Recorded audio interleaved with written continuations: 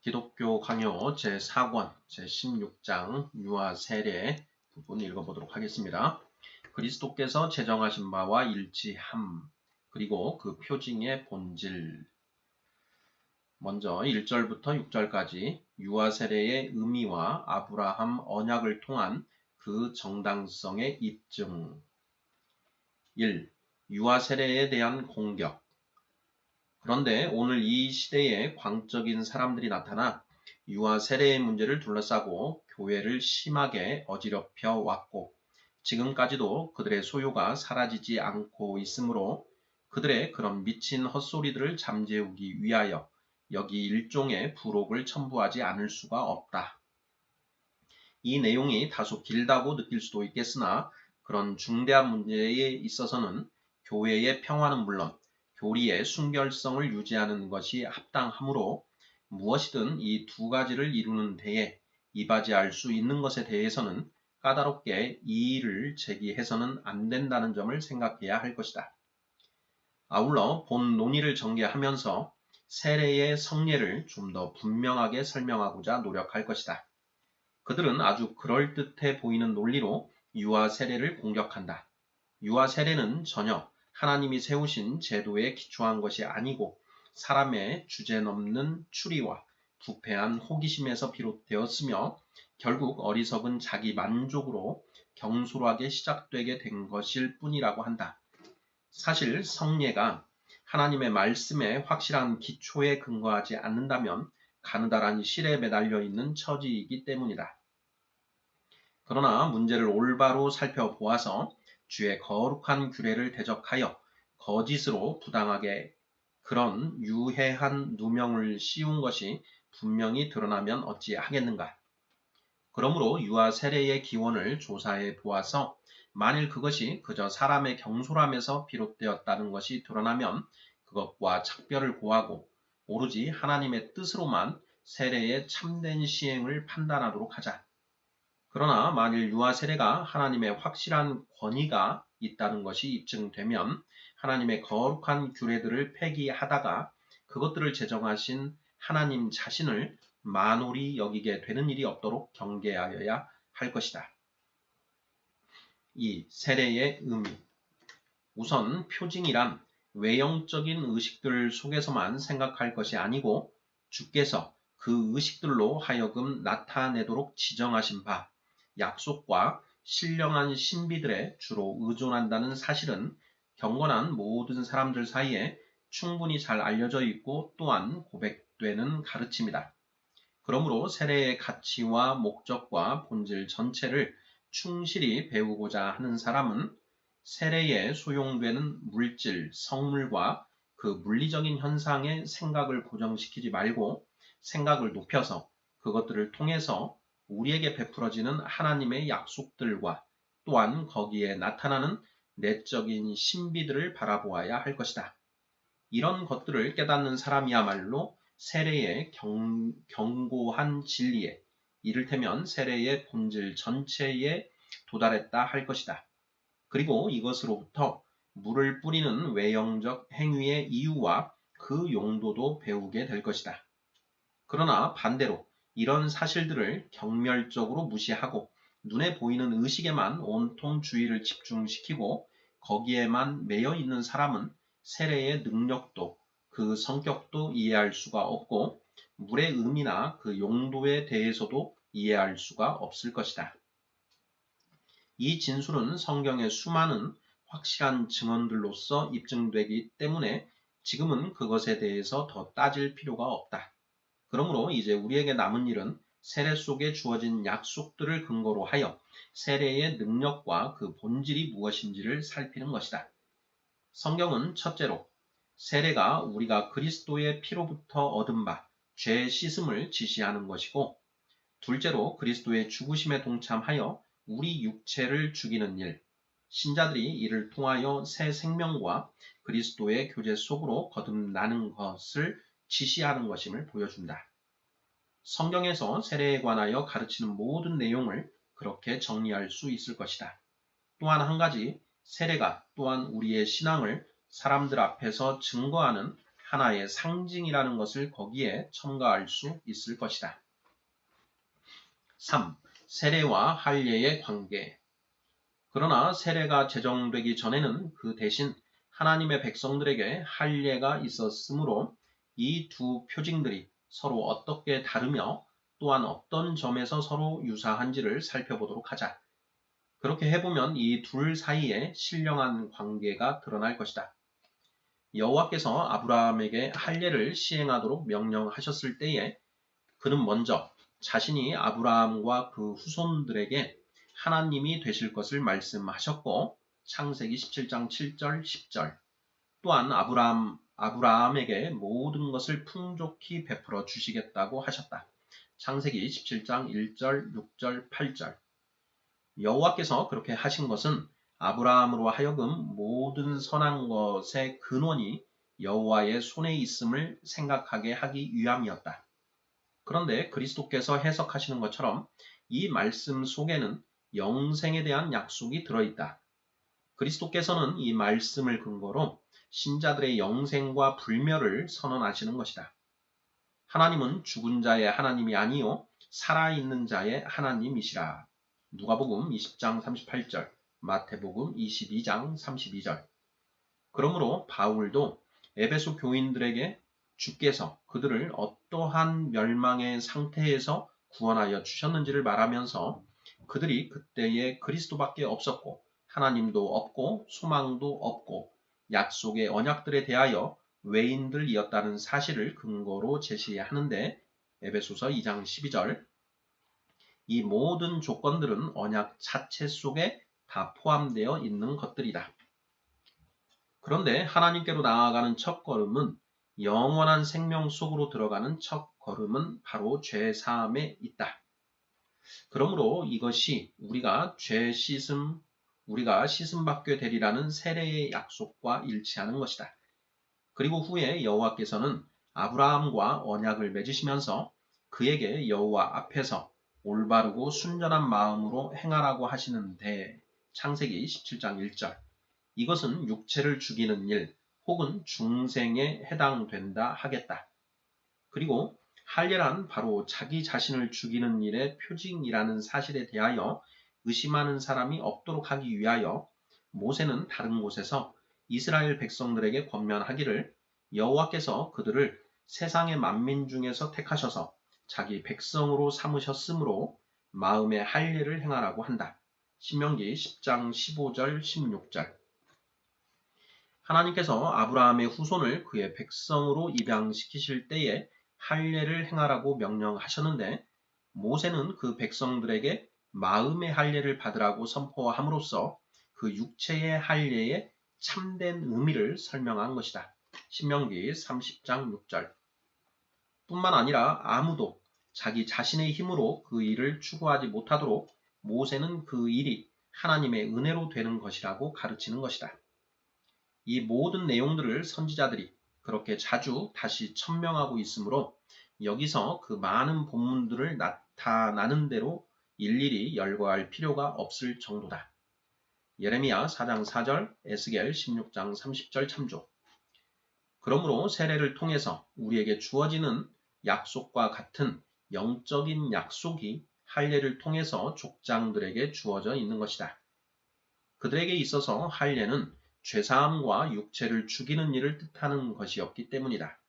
더 나아가서 우리는 그리스도께서 세례의 근본이시며 그에게 이 두 가지 약속들이 있다고 가르쳤는데 그가 또한 할례의 근본이시라는 것도 분명히 드러난다. 그가 아브라함에게 약속되신 분이시요 그 안에 땅의 모든 족속의 복이 있기 때문이다. 창세기 12장 2절 3절 이러한 은혜를 인치시기 위하여 할례라는 표징이 주어진 것이다. 4절 세례와 할례의 차이는 외형적인 의식의 차이뿐임. 이제 우리는 이 두 가지 표징의 유사점과 차이점을 어렵지 않게 볼 수 있게 되었다. 표징들의 능력이 약속에 있다는 것을 이미 보여주었거니와 이 두 가지 모두 약속에 있어서는 동일하다. 그 두 가지 모두 하나님의 아버지로서의 사랑, 죄사함, 그리고 영생이 약속되어 있는 것이다. 그리고 두 가지 모두 그 약속들이 이루어지는 근본이 서로 동일하다.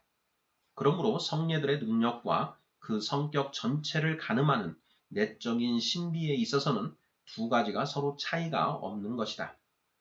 차이는 다만 외형적인 의식에서 차이가 있는데 이는 아주 사소한 요인에 불과하다.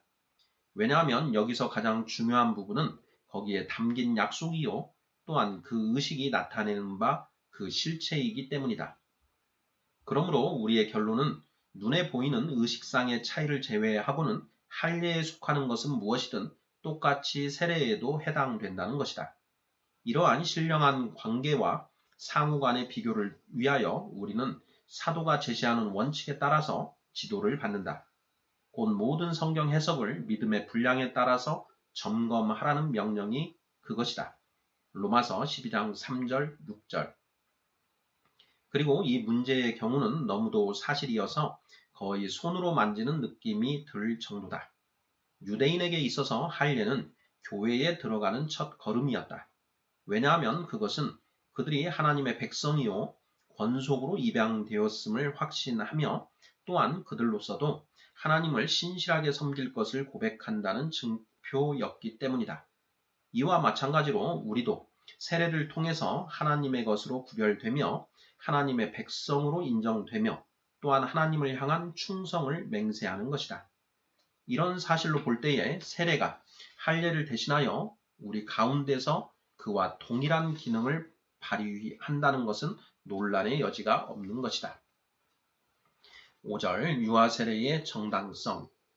이제 유아들에게 세례를 시행하는 것이 과연 옳은지를 살펴볼 때에 그저 세례에 사용되는 물과 외형적인 의식들에서 멈추고서 영적 신비에까지 생각을 돌리려 하지 않는 사람들이야말로 무의미하고도 헛된 말을 한다고 해야 하지 않겠는가. 이 점을 조금이라도 생각한다면 유아들에게 세례를 시행하는 것이야말로 유아들에게 당연히 해야 할 일이라 할 것이다. 과거에 여호와께서는 유아들을 할례를 받게 하시고서 할례로서 의미하는 바 모든 축복들 속에 그들을 반드시 참여시키셨다. 창세기 17장 12절 참조. 만일 그렇지 않고 여호와께서 무의미한 상징물들로 그들을 대하신 것이라면 그것은 곧 여호와께서 한낱 속임수로 그의 백성들을 조롱하신 것이 되고 말 것이다. 그러나 이것은 듣기에도 끔찍스러운 것이다. 여호와께서는 어린 유아에게 할례를 베푸는 것이 언약의 약속을 보증하는 인을 대신하는 것임을 분명하게 선언하신다. 그런데 그 언약이 여전히 든든하고 확고한 상태로 존속한다면 그것은 구약시대의 유대인들의 어린 유아들에게 적용되었던 것 못지않게 오늘날의 그리스도인들의 자녀들에게도 적용되는 것이다.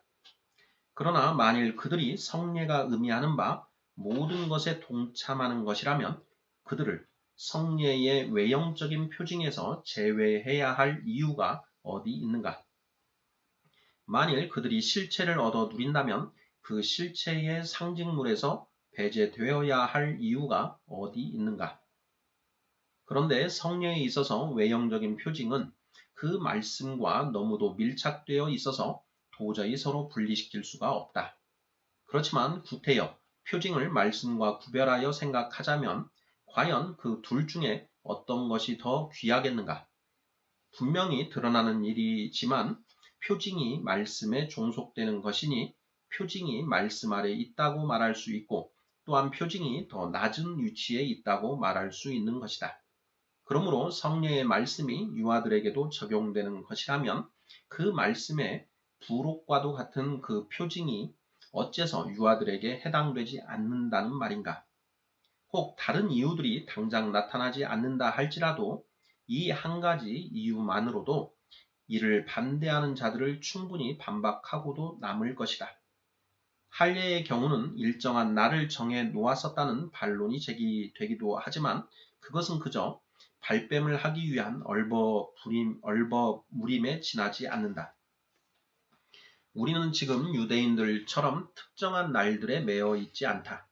그러나 주께서 날은 정해주지 않으시면서도 유아들을 엄숙한 예식으로 그의 언약 속으로 받아들이기를 기뻐하신다고 선언하시니 그 이상 더 무엇이 필요하겠는가?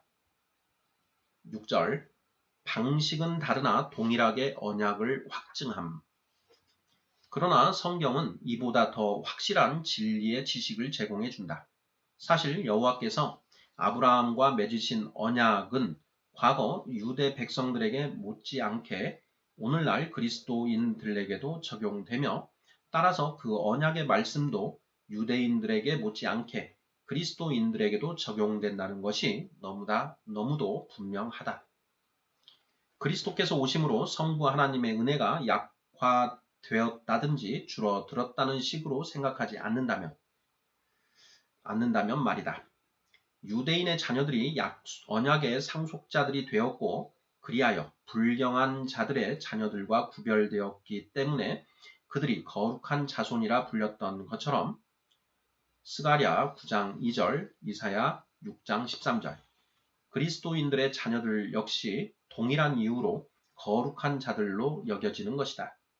뿐만 아니라 한쪽 부모만 믿는 경우에도 사도의 증언으로 볼 때에 우상 숭배자들의 부정한 자손과 구별되는 것이다. 고린도전서 7장 14절 아브라함과 언약을 맺으신 직후 여호와께서 외형적인 성례를 통해서 유아들에게 그 언약을 인치도록 명하신 사실을 볼 때에 창세기 17장 12절 오늘날 그리스도인들이 자기 자녀들에게 그 언약을 증거하고 인치지 않는다면 과연 그것에 대해서 무슨 핑계를 대겠는가? 그리고 여호와께서는 다른 상징이 아니고 오로지 할례를 통해서만 그의 언약이 확증되도록 명령하셨는데 할례는 이미 오래전에 폐지되지 않았느냐는 식으로 반론을 제기해서도 안 될 것이다. 구약시대에는 여호와께서 할례를 제정하셔서 그의 언약을 확인하셨으나 할례가 폐지된 이후에도 그의 언약을 확인하시는 동일한 이유가 여전히 그대로 남아있는 것이다. 그러므로 우리는 우리와 유대인들에게 공통적으로 해당되는 것과 우리와는 달리 그들에게만 적용되는 것을 항상 부지런히 생각해야 하는 것이다. 언약도 공통이며 그 언약을 확인하는 이유 또한 공통이다. 다만 확인의 방식만 다를 뿐이다. 그들에게는 할례를 통해서 확인되었으나 우리에게는 할례 대신 세례를 통해서 확인되는 것이다. 만일 그렇지 않고 유대인들로 하여금 그 후손들의 구원에 대하여 확신하도록 해준 증거가 우리에게는 없다고 본다면 그것은 결국 그리스도의 오심으로 말미암아 하나님의 은혜가 그 이전의 유대인들에게 주어진 것보다 더욱 희미해지고 덜 분명해지는 것이 되고 마는데 그리스도를 극심하게 비방하려는 의도가 없다면 이렇게 말할 수는 없는 것이다. 아버지의 무한하신 은혜가 그리스도의 오심으로 말미암아 그전 어느 때보다도 이 땅 위에 더욱 분명하고도 풍성하게 부어졌고 또한 사람들에게 선포되었기 때문이다. 과연 사정이 이와 같다면 아버지의 은혜가 율법의 희미한 그림자 아래 있을 당시보다 더 깊이 감추어져 있고 또 덜 분명하게 드러난다고 말할 수 없다는 것을 인정할 수밖에 없는 것이다.